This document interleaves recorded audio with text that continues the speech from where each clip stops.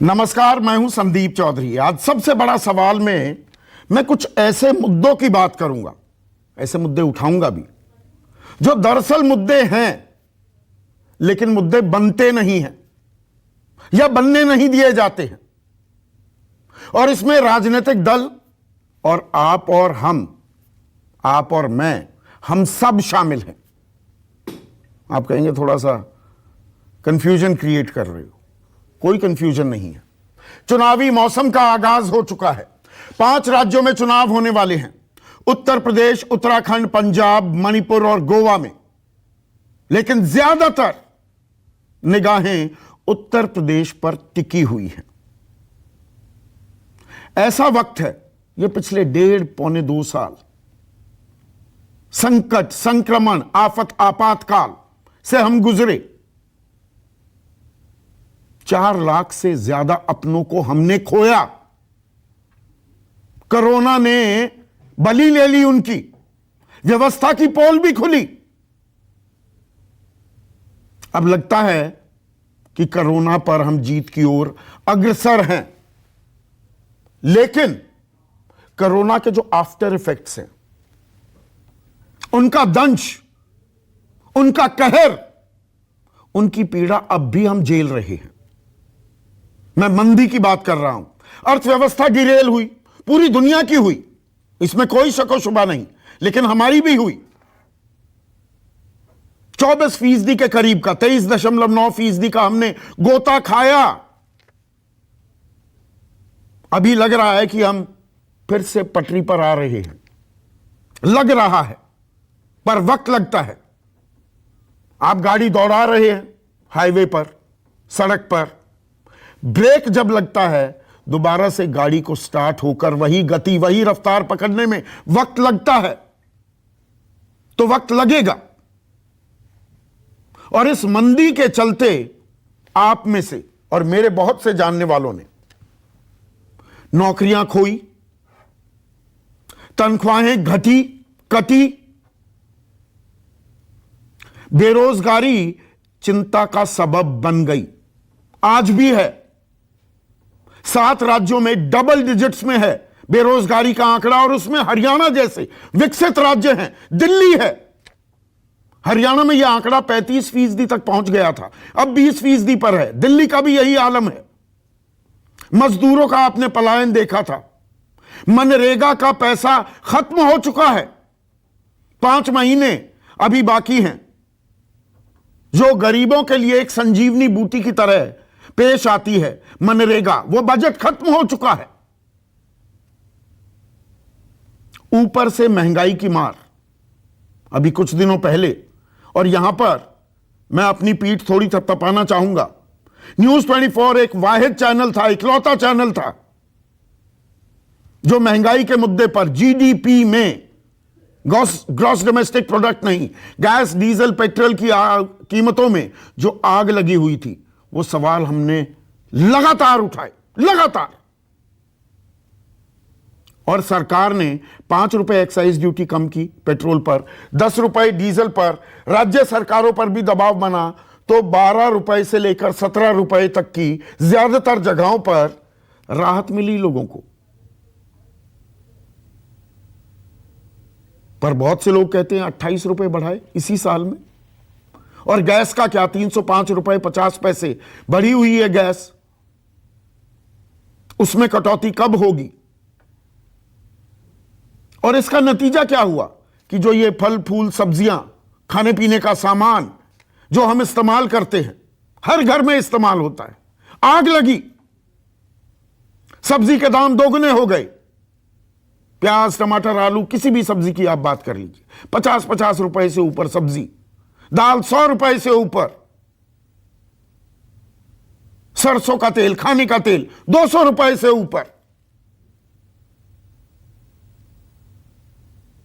अब जब हम चुनाव में जाते हैं, बटन दबाते हैं, किसी के लिए भी दबाएं, वो हमारा हक है, जिम्मेदारी तो है ही, हक है हमारा, जिसे हम चुनना चाहें।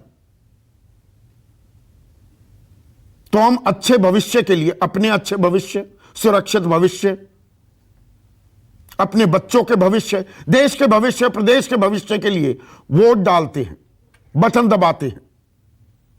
लेकिन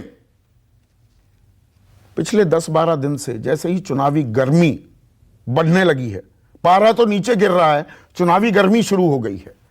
मुद्दे क्या दिखाई दे रहे हैं? खास उत्तर प्रदेश की मैं बात कर रहा हूं, जहां केंद्र की सत्ता का रास्ता लखनऊ से होकर गुजरता है। 2 मुद्दे हावी हैं। जो मैंने मुद्दे गुनाए, इनकी बात ही नहीं हो रही और कोई भी राजनीतिक दल नहीं कर रहा है। मैं सभी राजनीतिक दलों को कटघरे में खड़ा कर रहा हूं इस बात को लेकर, और आम आदमी, आपकी मेरी जिम्मेदारी पर भी आऊंगा। लेकिन पहली जिम्मेदारी राजनीतिक दलों की। पिछले 10-15 दिनों में 2 मुद्दे, हिंदू मुसलमान जबरदस्त एंट्री, हर चीज में हिंदू मुसलमान हो रहा है, और जात पात, जातीय समीकरण, गोटियां सेट की जा रही हैं, आकलन किए जा रहे हैं। इसको मैंने ले लिया, उसने उसको लिया, तो मैं इसको ले लेता हूं। और मंदी, महंगाई, बेरोजगारी, किसान आंदोलन, न्यूनतम समर्थन मूल्य को कानूनी जामा नहीं पहनाया जाता, साल पूरा हो जाएगा 26 नवंबर को, उसमें कुछ नहीं निकल रहा। 27 रुपए प्रति किसान आए है, 27 रुपए पर। बीजेपी आरोप लगाती है कांग्रेस पर और विपक्षी दलों पर, ये तो तुष्टीकरण करते हैं, मुसलमानों का तुष्टीकरण करते हैं, और कुछ तश्तरी में मुद्दे परोस भी दिए जाते हैं। जैसे कांग्रेस के वरिष्ठ नेता सलमान खुर्शीद किताब लिखी और किताब में कह दिया कि आज का जो हिंदुत्व है उसकी मानसिकता बोको हरम, दुनिया का सबसे खूंखार आतंकवादी संगठन, और आईसिस जो भारत के खिलाफ लगातार साजिश करता रहता है। तो आज की हिंदुत्व की मानसिकता बोको हरम और आईसिस जैसी है। बीजेपी हमलावर हुई, हमलावर होना है, ठीक है, पर असल मुद्दों पर हमलावर क्यों नहीं होते? हम वहां चुप्पी क्यों साध जाते हैं? उधर अखिलेश यादव दे रहे थे श्रद्धांजलि लौह पुरुष सरदार पटेल को, जिन्होंने देश को जोड़ा और याद किया योगदान, आजादी में योगदान देने वाले महापुरुषों का। महात्मा गांधी का नाम लिया, जवाहरलाल नेहरू का नाम लिया, और मोहम्मद अली जिन्ना का भी नाम ले लिया। और बाद में कहते हैं कि नहीं, इतिहास पढ़िए। मैंने जो कहा सही कहा है, इतिहास की किताबें पढ़िए। उन्हीं के साथ कदम ताल कर रहे एसपी के ओम प्रकाश राजभर अब कहते हैं कि मोहम्मद अली जिन्ना पहले प्रधानमंत्री बन गए होते भारत के, तो भारत का बंटवारा नहीं होता, तकसीम नहीं होता। राजभर क्यों आए साथ में? पहले बीजेपी के साथ थे, तो बीजेपी सोशल इंजीनियरिंग का डंका बजाती थी। अब अखिलेश यादव कहते हैं कि छोटे छोटे दल, जो पिछड़ी जाति के जो लोग हैं, उनका प्रतिनिधित्व करने वाले एसबी, एसपी, महान दल, जनवादी पार्टी, ये सब मेरे साथ हैं। बीजेपी ने निषाद पार्टी, अपना दल को अपने साथ ले लिया। प्रियंका गांधी वाड्रा 40% आरक्षण की बात करती हैं, 7 प्रतिज्ञाएं लेती हैं, लेकिन किसानों के घर तो जाती हैं श्रद्धांजलि देने। दलित की मौत होती है, हत्या कर दी जाती है, तो उसके घर जाती हैं, लेकिन कासगंज में अल्ताफ की पुलिस कस्टडी में मौत होती है तो वहां नहीं जाती।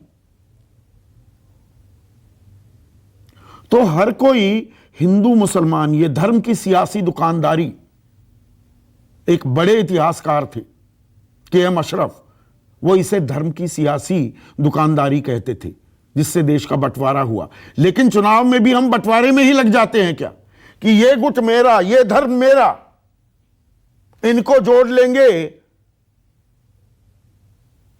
तो इमारत हमारी बन जाएगी, सरकार हमारी बन जाएगी। और असल मुद्दे गौण हो जाते हैं क्या? और ये राजनीतिक दल कर रहे हैं। लेकिन क्या हम, आप और मैं, जो कहने को लोकतंत्र के भगवान हैं, भाई सरकार हम चुनते हैं ना, जनता जनार्दन कहा जाता है हमें, हम भी क्या इसमें फंस जाते हैं? इस पर आज हम गंभीर चर्चा करने वाले हैं। ऐसे में आज का सबसे बड़ा सवाल, और एक ही सवाल,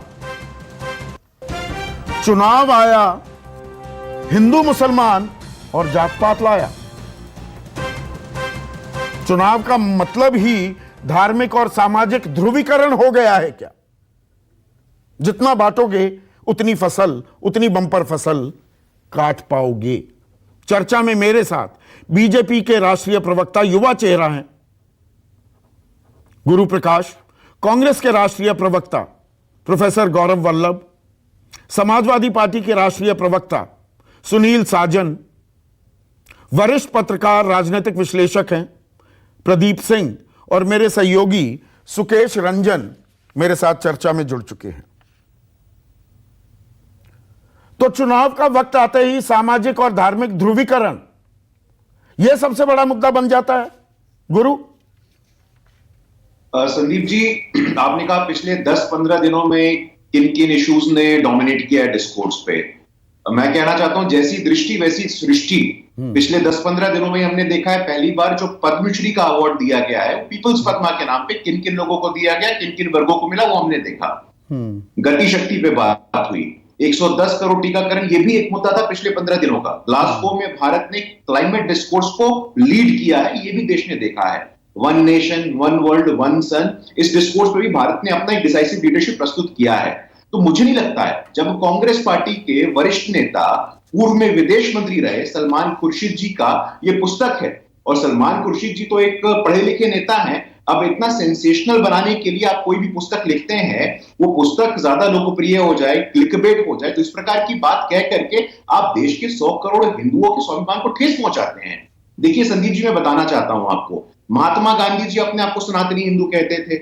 जस्टिस महमूद भाई करीम भाई चावला, उन्होंने अपनी ऑटोबायोग्राफी रोजेस इन दिसंबर में लिखा है, I am Muslim by birth, culturally a Hindu and Christian by education.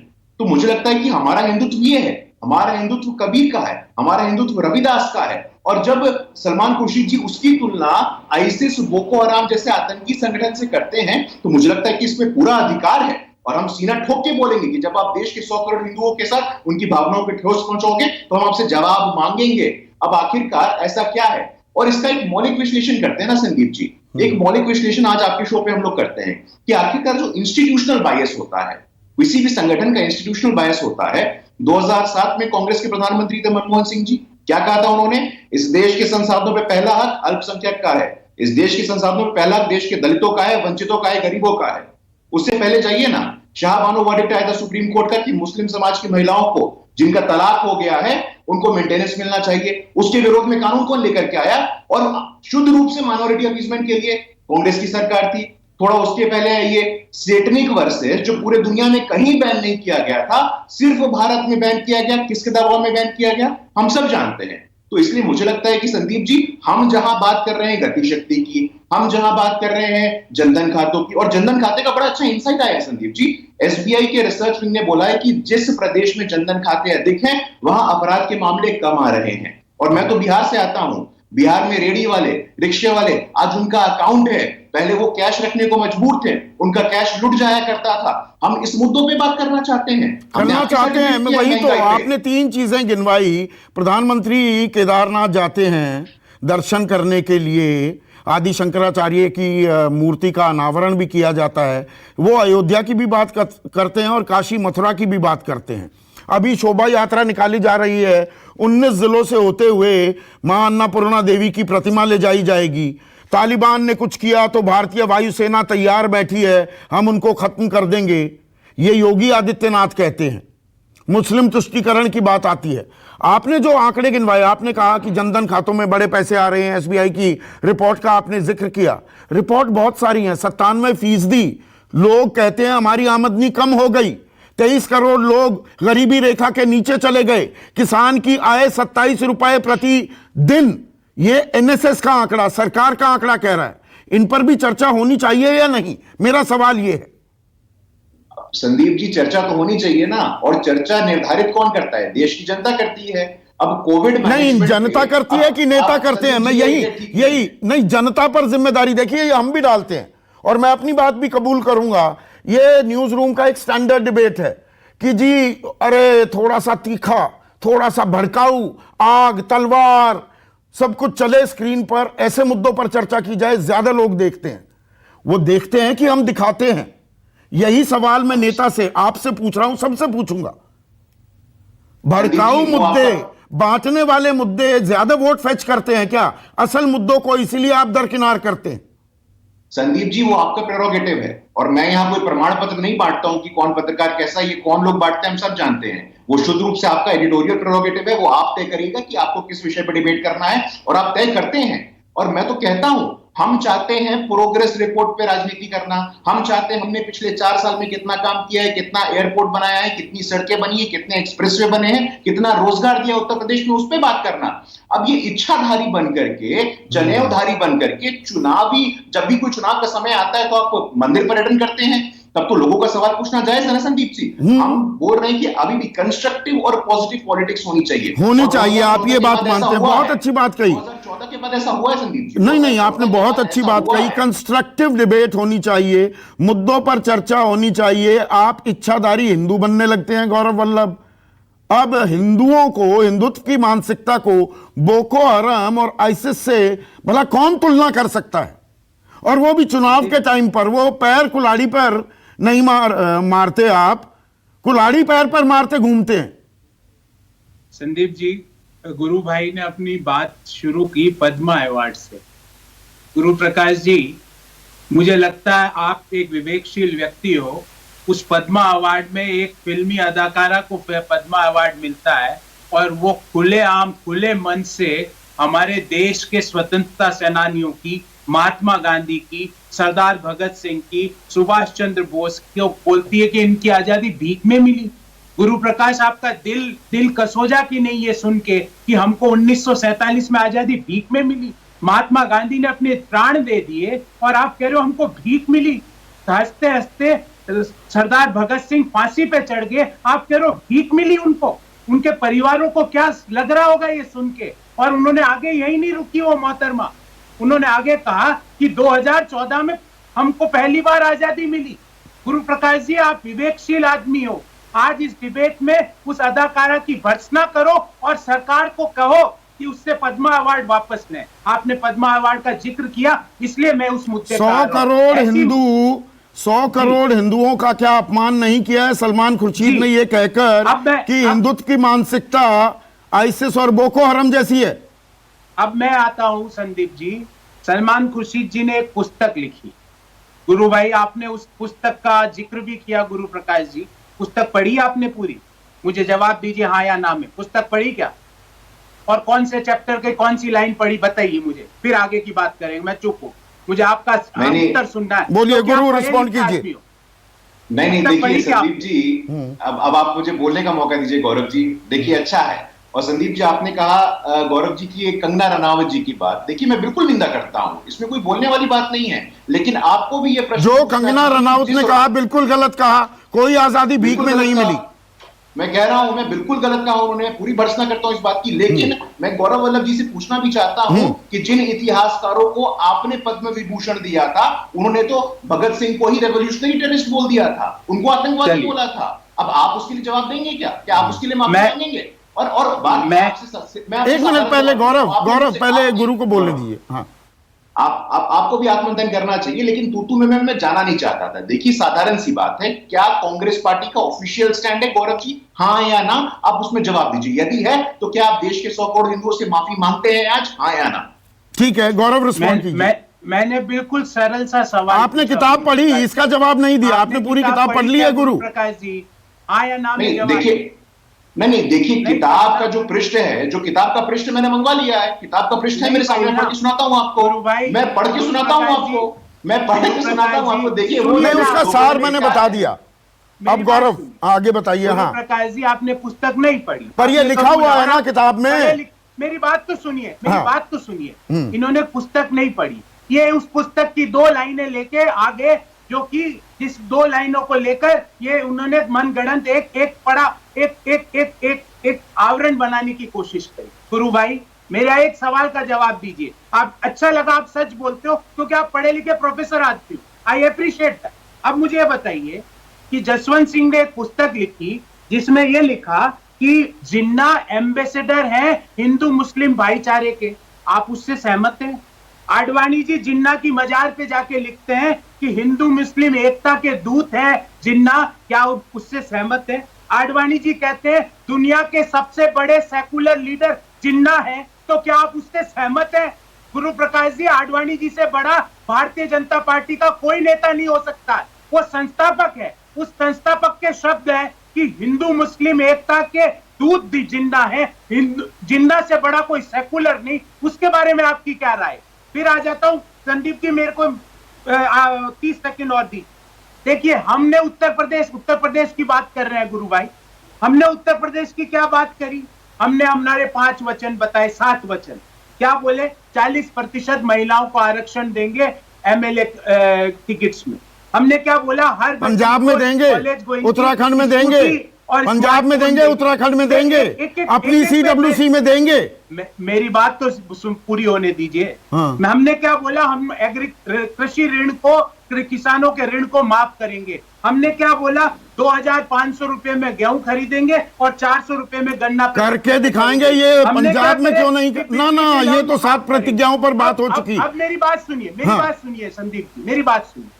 क्या आपने पिछले 1 महीने में, और मैं चैलेंज करता हूं गुरु प्रकाश जी, अगर मैं गलत बोल रहा हूं तो मुझे टोकिएगा, भारतीय जनता पार्टी का एक भी नेता, इंक्लूडिंग योगी जी, मोदी जी, एक भी बात उन्होंने उत्तर प्रदेश के गवर्नेंस की, उत्तर प्रदेश की कोई सक्सेसफुल योजना की नहीं, उत्तर प्रदेश में बेरोजगारों को किस तरह उन्होंने रोजगार दिलाया इस पे बात की, रैणियों के हाथ कैसे मजबूत किए इसके ऊपर बात की, किसी ने भी, इंक्लूडिंग योगी जी, मोदी जी। आपने क्या बात करी वो भी आपको बताता हूं। आपके एक LIS संजय निषाद जी, उन्होंने कहा भगवान राम दशरथ के पुत्र ही नहीं है, भगवान राम के पिता कोई और ही है। आप सब लोग खामोश। आपने क्या बात करी? आपने बात करी शमशान कब्रिस्तान की, आपने बात करी कैराना की, आपने, योगी जी ने पिछले 2 महीने में, और मैं चैलेंज करता हूं गुरु प्रकाश जी, अगर मैं गलत हूं तो इसी शो पे बताइएगा, एक ऐसी योजना उत्तर प्रदेश सरकार की बता के जाना आज के शो में जो योगी जी ने कंसीव की हो और जिसको इम्प्लीमेंट। ठीक है, 3 आरोप लगाए गुरु प्रकाश स्क्रीन पर अकेले। गुरु प्रकाश रिस्पॉन्ड कीजिए। नहीं, देखिए संदीप जी, यही दुख की बात है, यही पीड़ा होती है कि घूम फिर करके कांग्रेस पार्टी के लोग धर्मनिरपेक्षता, पंथ निरपेक्षता, तुष्टीकरण, आपने कोई भी बात नहीं की। मैंने आपको बता दिया, गति शक्ति हो, one world, one nation, one grid हो।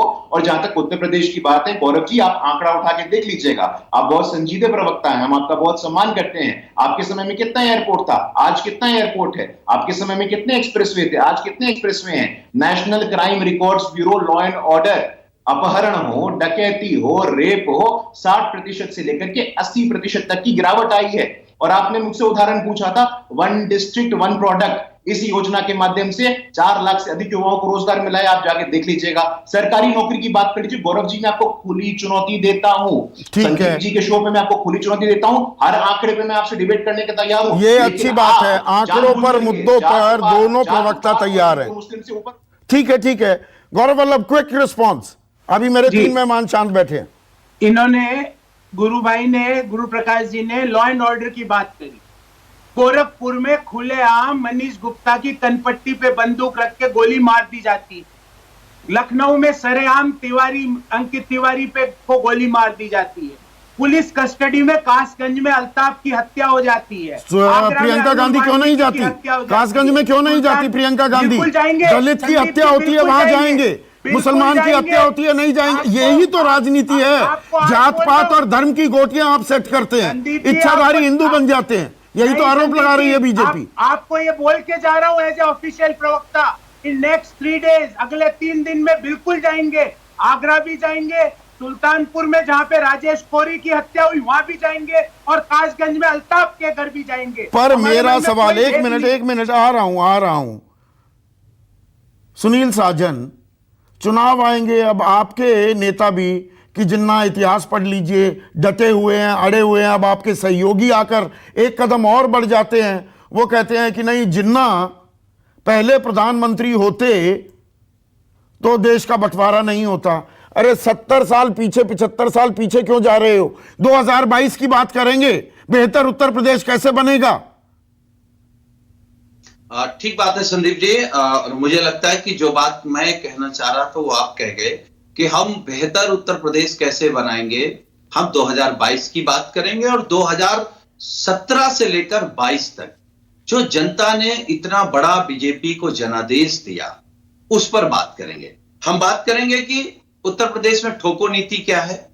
हम बात करना चाहते हैं कि उत्तर प्रदेश के किसानों को 2022 में बीजेपी सरकार ने कहा था कि हम करना चाहते हैं, रोक कौन रहा है आपको?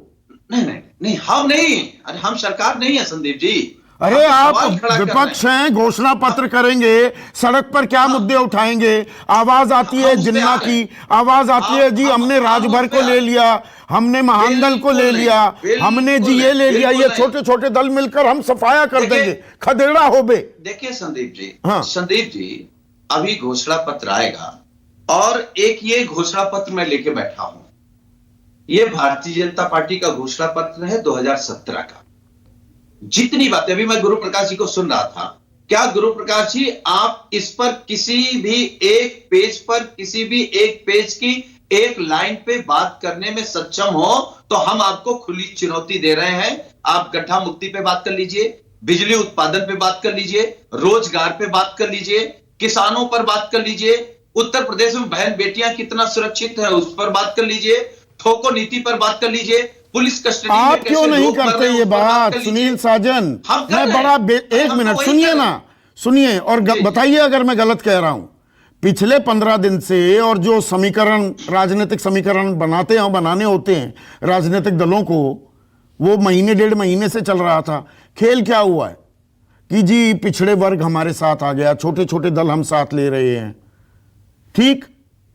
इसके अलावा जी ब्राह्मण सम्मेलन, वो मायावती भी कर रही हैं, वो कांग्रेस भी, वो सब ब्राह्मण सम्मेलन हो रहे हैं, कश्यप सम्मेलन हो रहे हैं, दलित सम्मेलन हो रहे हैं। मानो अलग अलग जाति के अलग अलग मुद्दे हैं, ये महंगाई, ये मंदी, ये बेरोजगारी, क्या ये सबको नहीं कचोटती? ये सबको नहीं मारती?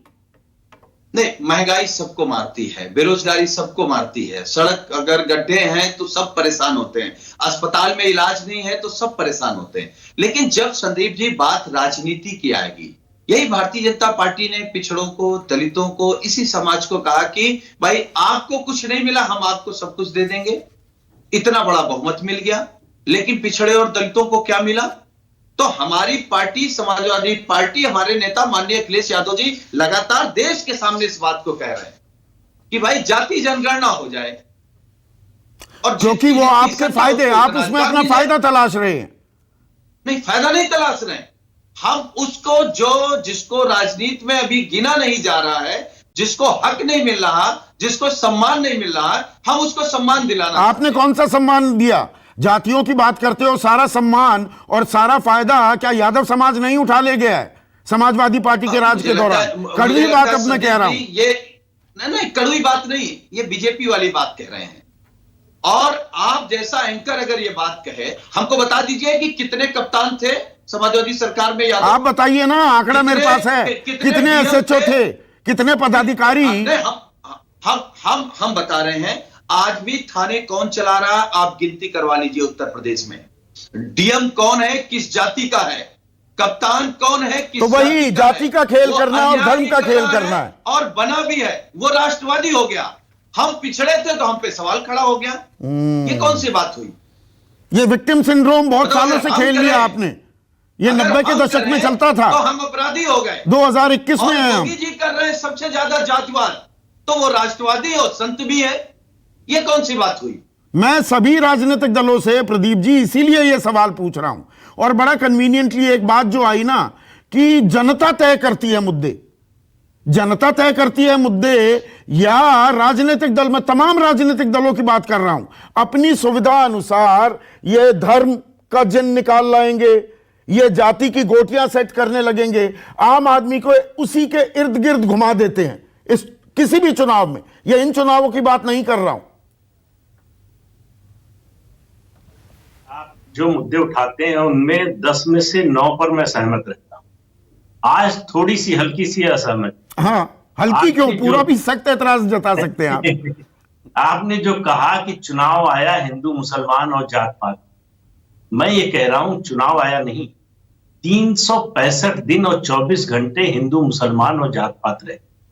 ये भारतीय समाज की वास्तविकता है। तो ये ऐसा नहीं है कि चुनाव के समय अचानक उभर कर आए, ये हमेशा से रहता है। नहीं, इसमें फिर छौंक डालने लगते हैं, दाल पक रही है फिर उसमें छौंक डाला जाता है। हाँ, कुछ चीजें उतराकर ऊपर आ जाती हैं अलग अलग समय पर।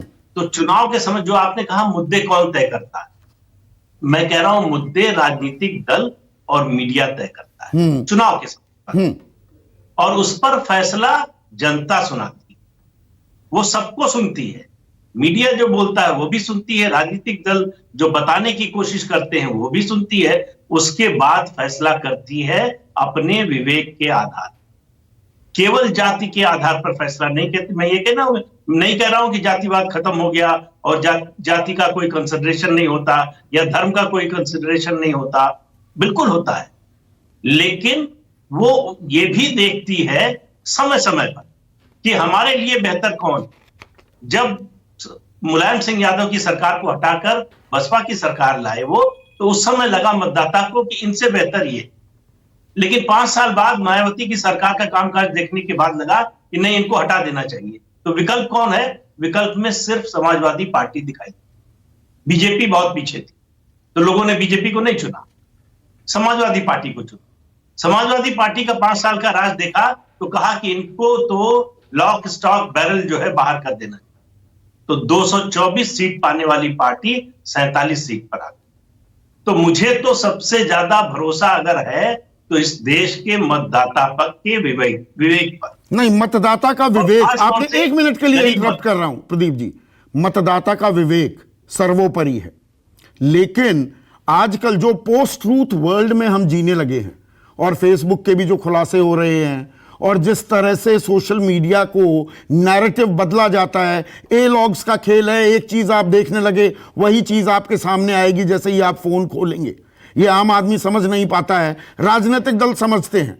आपने कहा राजनीतिक दल और मीडिया, और क्योंकि आप भी मीडिया का हिस्सा है, मैं भी, ये नहीं हम मानते कि राजनीतिक दलों को हम कटघरे में खड़ा कर दें और मीडिया को ना करें। मीडिया भी अब जैसे ही चुनाव अब ये आ रहा है, और आपने देखा होगा सारे स्क्रीन्स पटे पड़े हैं, हिंदू मुसलमान जात पात, ये बड़े मुद्दे हो गए। जैसे देश दोबारा से सरपट अर्थव्यवस्था पटरी पर दौड़ने लगी, सबको नौकरियां मिल गई हैं, बेरोजगारी दिक्कत नहीं है, थोड़ा पेट्रोल डीजल के दाम घटा दिए गए, एक्साइज में कटौती हो गई, तो महंगाई डायन भी वापस भाग गई। ये नैरेटिव क्या राजनीतिक दल और मीडिया सेट कर रहा है? असल मुद्दे गौण किए जा रहे हैं क्या? देखिए, असल मुद्दे गौड़ किए जा रहे हैं, ये बात, इस बात से सहमत, लेकिन असल मुद्दे गौड़ हो जाएंगे ये मैं नहीं मानता। अच्छा, किए करने की कोशिश की जा रही है, आप ये मान रहे हैं? निश्चित रूप से। देखिए, जो भी मुद्दा जिस पार्टी संगठन व्यक्ति के लिए इनकन्वीनियंट होगा उसको वो बैकग्राउंड में ले जाने की कोशिश, जो मुद्दा फायदे का होगा उसको सामने लाने की कोशिश। आसान राजनीति है ना, जात पात की बात कर लो, इतनी जाति के इतने लोग खड़े किए। मतलब मुझे 80 के दशक में स्कूल में था प्रदीप जी, वो पोस्टर आज भी ध्यान है, ना जात पर ना पात पर, इंदिरा जी की बात पर मोहर लगेगी हाथ पर। ये नारे बड़े सालों से बुलंद हैं कि जात पात को तोड़िए। जात पात तोड़ी कहां जा रही है? गठबंधन ही जात पात के आधार पर होते हैं हर राजनीतिक दल के। जाति अगर अभी भी इतनी मजबूती से देश में बनी हुई है तो उसमें सबसे ज्यादा योगदान राजनीति का है, और इसमें सब पार्टियां शामिल, कोई एक पार्टी नहीं है। किसी को मौका ज्यादा लगता है, किसी को मौका कम लगता है।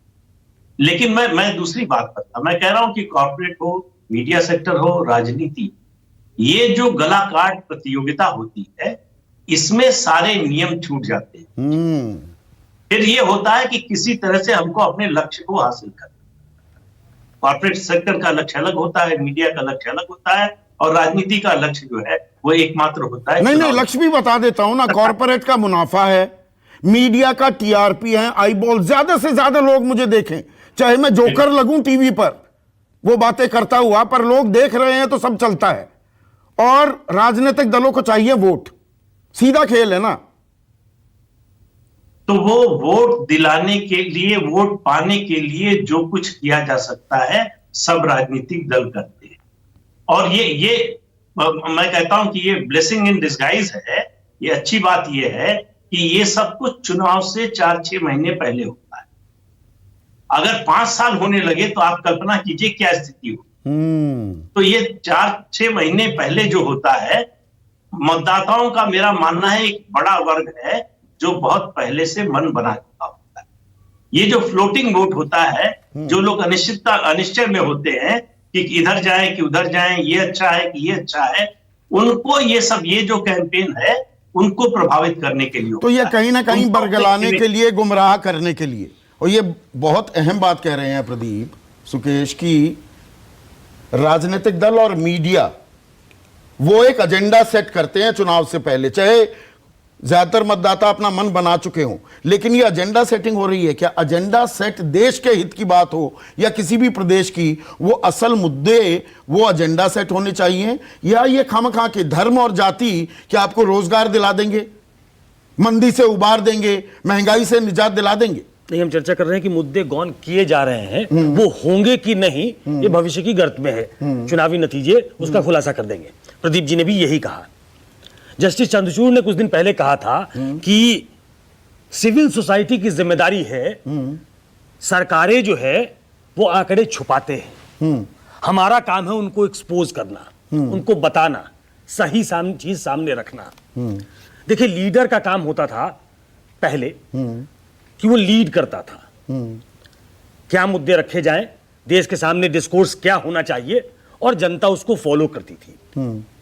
अगर लीडर्स उसको फॉलो नहीं कर रहे हैं, उस परिपाटी को फॉलो नहीं कर रहे हैं, तो शायद ये ओनरशिप जनता पे आ गया है कि उनको फोर्स करिए कि आप हमारे मुद्दों पे बात करिए। हाल के कौन करेगा फोर्स? हाल के सालों में, मैं उसी पे आ रहा हूं, हाल के सालों में जिस प्रदेश से गुरु प्रकाश आते हैं, वहां मुद्दों पे चुनाव हुआ, एकमात्र प्रदेश, और ये हमारा प्रदेश है, इसलिए मुझे खुशी होती है कहते हुए कि वहां मुद्दों पे चुनाव हुए। भटकाने की कोशिश हुई, रूलिंग डिस्पेंसेशन ने भी कोशिश की, कई बार दूसरी तरफ से भी कोशिश हुई, लेकिन मुद्दों पे चुनाव हुए, सरकार की तरफ से जमकर उसका जवाब दिया गया, और जनता ने वोट देकर। बेरोजगारी की आप बात कर रहे हैं, बेरोजगारी एक अहम मुद्दे के तौर पर चुनाव लड़ा गया पिछले साल। वो सबसे बड़ा मुद्दा उस समय था, कोरोना काल में चुनाव लड़ा गया था, मुद्दों पे लड़ा गया, सिर्फ बेरोजगारी ही नहीं। तो चुनाव लड़ा जा सकता है मुद्दों पर अगर राजनीतिक दल चाहे। मैं उसी पे आ रहा था। हाँ। कि ये बड़ा रोबस्ट पॉलिटिकल सिस्टम है हमारे यहाँ, डेमोक्रेटिक सिस्टम है, जिसकी चर्चा प्रदीप जी भी कर रहे थे कि 5 साल आप देखो किसी पार्टी को, आपको भाता नहीं है, आप उनको बाहर कर दीजिए, दूसरे को ले आइए। 5 साल में ये डेमोक्रेसी है, बहुत ही मैच्योर डेमोक्रेसी है। 5 साल में आप बाहर कर दे सकते हैं उनको। लेकिन क्या अब ये वक्त आ गया है कि हम फोर्स करें कि आप मुद्दों पे लड़िए? और ये बात आप जिसकी चर्चा आपने की, हम पोस्ट ट्रूथ वर्ल्ड में हैं, तो अब स्थिति ऐसी आ गई है कि घूम फिर के आपको उन्हीं चीजों के इर्द गिर्द बनाए रखा जाता है जो चीजें पोलराइज करती हैं, डिवाइड करती हैं, और वो आप में वो फीलिंग, वही हिंदू मुसलमान जात पात। नहीं, कंगना रनौत का जो इंटरव्यू था वो कहती हैं कि भीख में मिली आजादी, असल आजादी 2014 में, वहां हॉल में लोग ताली बजा रहे हैं, एंकर ने रोकने की जहमत नहीं उठाई, यहां तक सवाल नहीं पूछा कि भीख की आजादी थी तो नेशनल अवार्ड जो मिले हैं आपको, जो मनमोहन सरकार के टाइम पर मिले, तो वो भी क्या भीख के अवार्ड है? देखिए, उसके पहले चले जाइए, उसके पहले एक और डिबेट, और ये भी सोशल मीडिया पे मैंने देखा, तो ये कहा गया कि नहीं, आजादी तो हमको मिली ही नहीं थी। आजादी कहां मिली थी? वो तो लीज पे 100 साल के लिए, 100 साल की लीज पे मिली थी। और यही चीजें चलती हैं। ये क्यों भाई? कि आरटीआई में मांगा गया था हरियाणा से, हरियाणा गवर्नमेंट की तरफ से कोई जवाब नहीं आया उसका।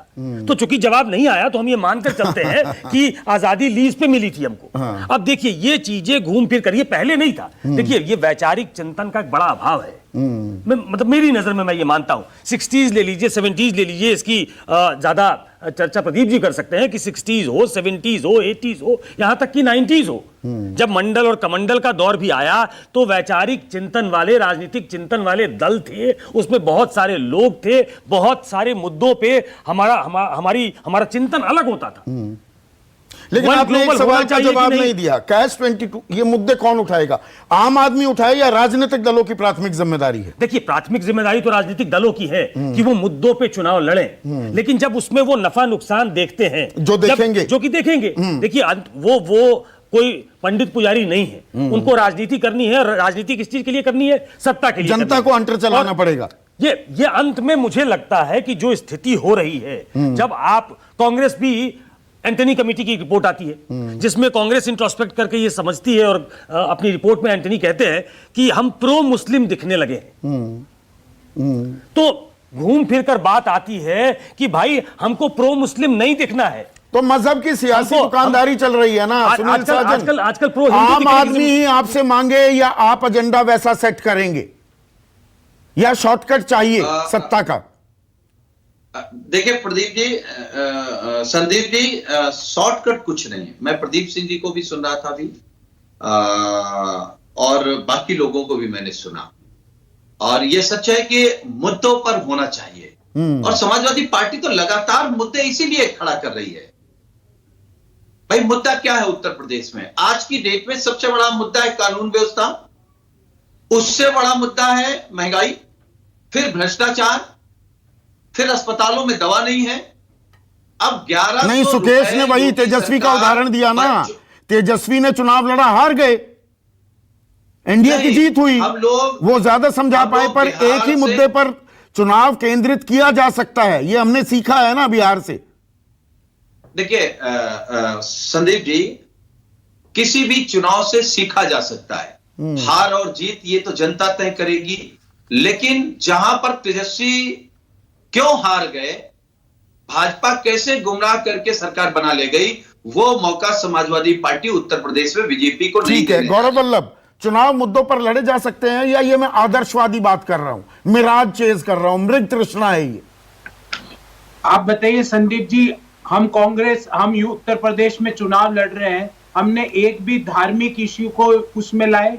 हमने एक भी जाति की बात करी? हमने तो राहुल गांधी हर चुनाव में जनेऊधारी ब्राह्मण से होकर हर जगह मंदिर पर जाने लगे, इच्छाधारी हो जाते हैं ना आप। मैं संदीप जी आपको बोल रहा हूं, हमने जो 7 वचन दिए, 7 गारंटियां दी, उसमें कहां पे जनेऊधारी और कहां पे राम और कहां पे मस्जिद?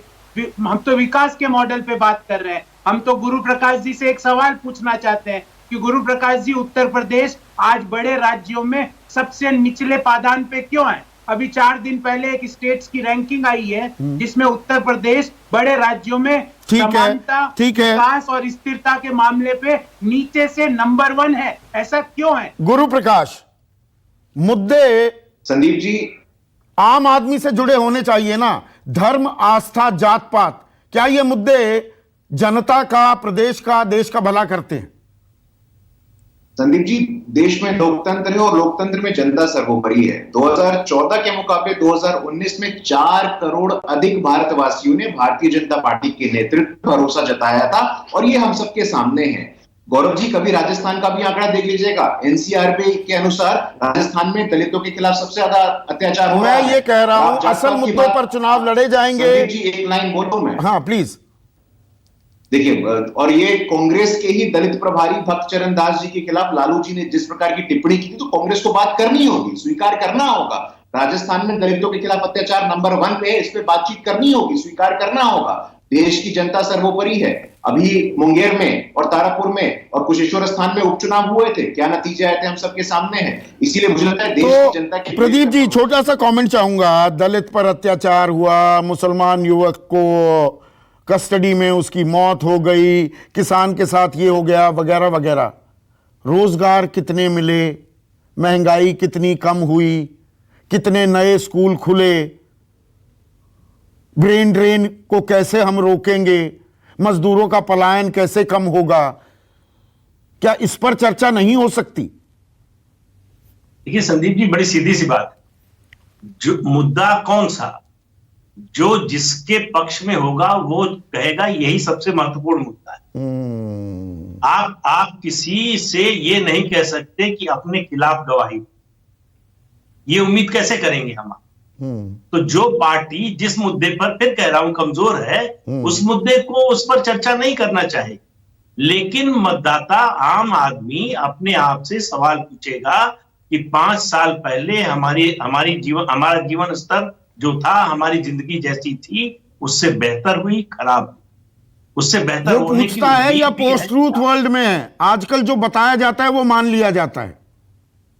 नहीं, मुझे नहीं लगता कि जो बताया जाता है वो मान लिया जाता है। आप कह रहे हैं कि नहीं, विवेक है, होता है, उसके पास सारा तंत्र होता है। हाँ, बुद्धिमत्ता पर सवाल नहीं उठाना चाहिए। लास्ट कमेंट, आपको लगता है सिफ्ट कर पाता है एक आम मतदाता कि ये मुझे असल मुद्दों से भटका रही है, ये पर्टिकुलर पार्टी या सारे राजनीतिक दल? सत्ताधारी पार्टी से सवाल उठाना, सत्ताधारी पार्टी से सवाल पूछना और उनको डॉक में खड़ा करना विपक्ष का काम है। उसको खींचकर मुद्दे पर लाना सत्ताधारी पार्टी, मैंने फिर चंद्रचूड़ का, जस्टिस चंद्रचूड़ के बारे में कहा कि सरकारें छुपाती ज्यादा हैं, दिखाती कम है। तो विपक्ष की जिम्मेदारी है, मीडिया की जिम्मेदारी है, और मुझे लगता है कि आम लोगों को भी यह जिम्मेदारी लेनी पड़ेगी कि आप हमें रियल इश्यूज पे, हमारे इश्यूज पे बात करिए और उस आधार पे पॉलिटिकल डिस्कोर्स हो। तब शायद एक साउंड पॉलिटिकल डिस्कोर्स और विमर्श पैदा हो सकता है देश में, जिसकी जरूरत है। और कुछ लोगों को लगेगा ये आदर्शवादी बातें हैं, लेकिन जब बातें होती हैं तो कुछ राह भी निकलती है।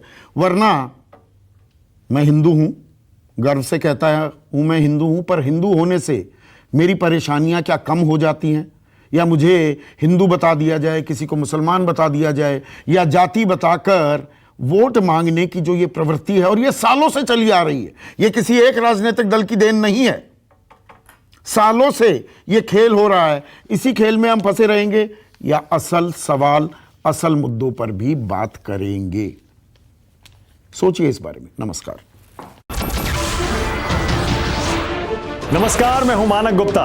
अगर आपको हमारा ये वीडियो पसंद आया हो तो इसे लाइक और शेयर जरूर करें, और हां, हमें सब्सक्राइब और फॉलो करना ना भूलें ताकि आप देश और दुनिया की कोई खबर मिस ना करें।